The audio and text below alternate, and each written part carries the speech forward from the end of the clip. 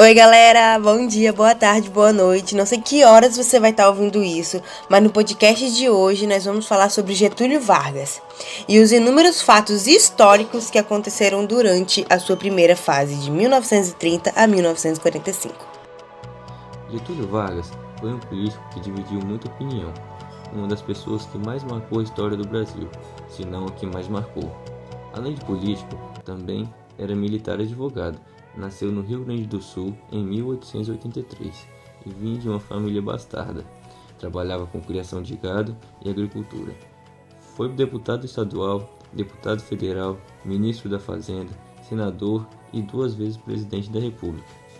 Podemos dizer que o governo Vargas foi dividido em 3 fases. A primeira, governo provisório, de 1930 a 1934.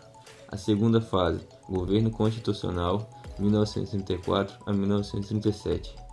Assim, ela dá um golpe e a terceira fase é marcada por uma ditadura de 1937 a 1945, mais conhecida como Estado Novo.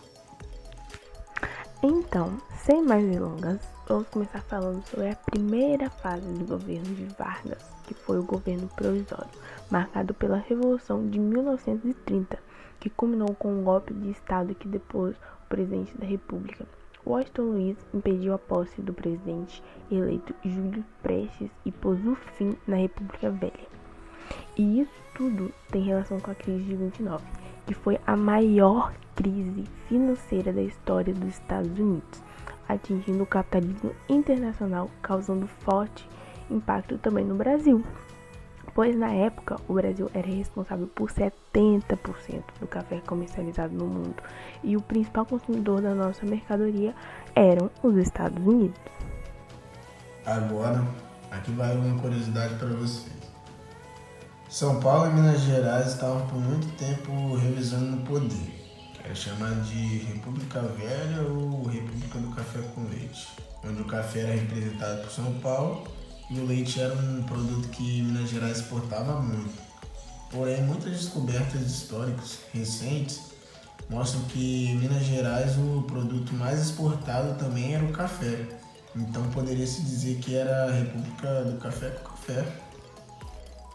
Em 1930, começa a República Nova, ou Segunda República, que é quando Vargas entra no poder.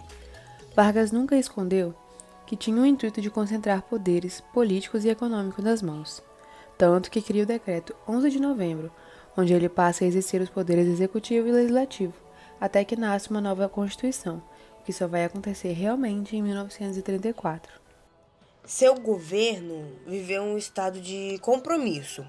Ele tentou conversar com todo mundo, desde setores das classes médias urbanas tenentistas, burguesia industrial e até mesmo a burguesia cafeeira. Mas o seu foco era principalmente sua relação com os trabalhadores. Por isso, ele vai ser muito aceito pelos pobres e futuramente ele vai receber o título de pai dos pobres. Vargas impede que estados e empresários fizessem empréstimos externos sem autorização federal, o que faz com que se revoltem e criem um movimento constitucionalista, o que na verdade era uma tentativa de tomar o poder. Mas na prática exigem que Getúlio crie uma Constituição. A Assembleia Constituinte é formada em 1983 para criar a nova Constituição, onde institui vários direitos, principalmente aos trabalhadores. Vargas é conduzido pelo Congresso Nacional à presidência da República, mandato que deveria estender até 1938.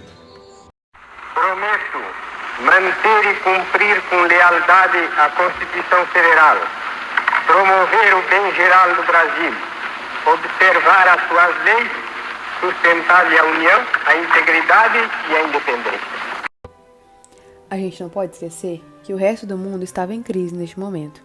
Crise de 29, Mussolini e fascismo, nazistas, União Soviética e Stalin, a democracia parecia ter fracassado. A modernidade agora eram os regimes autoritários.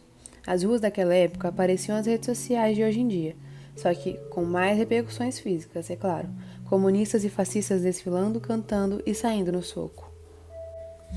Haveriam eleições em 1938, só Só que durante a campanha eleitoral para presidente, alguns jornais vão publicar um suposto plano Cohen, que seria teoricamente um plano comunista para assassinar centenas de políticos brasileiros e derrubar o governo.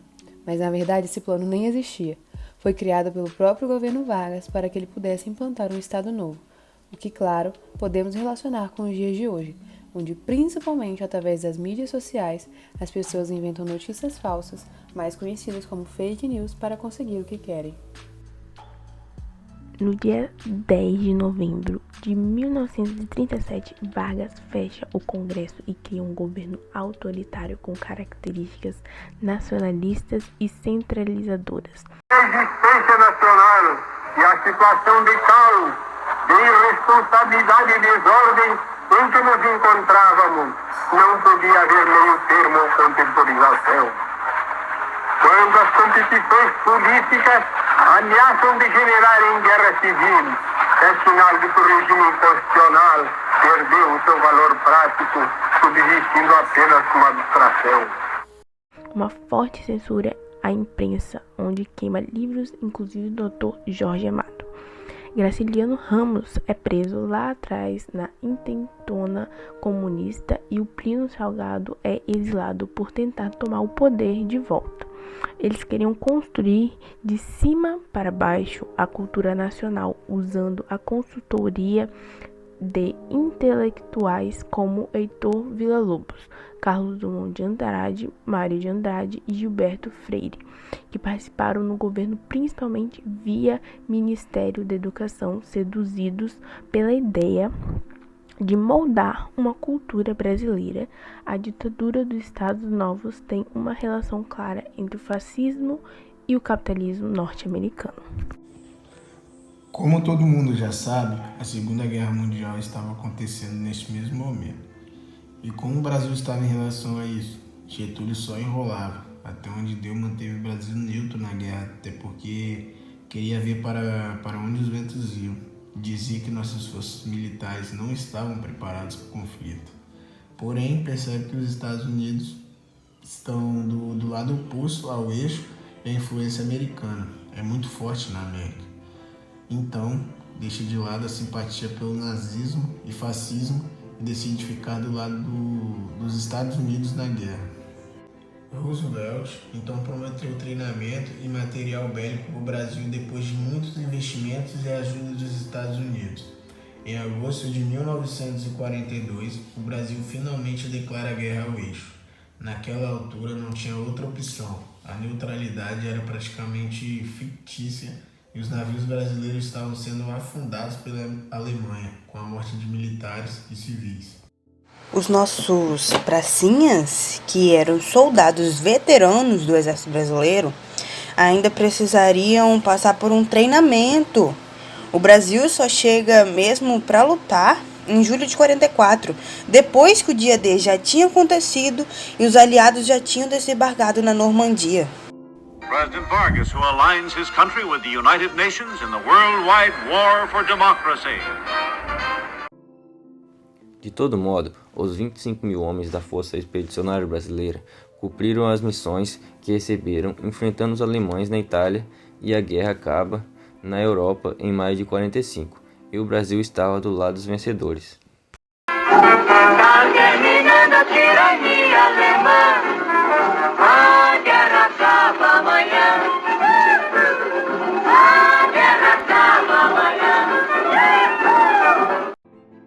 A participação brasileira na Segunda Guerra e o desgaste deste projeto político autoritário enfraqueceram o Estado Novo perante a sociedade.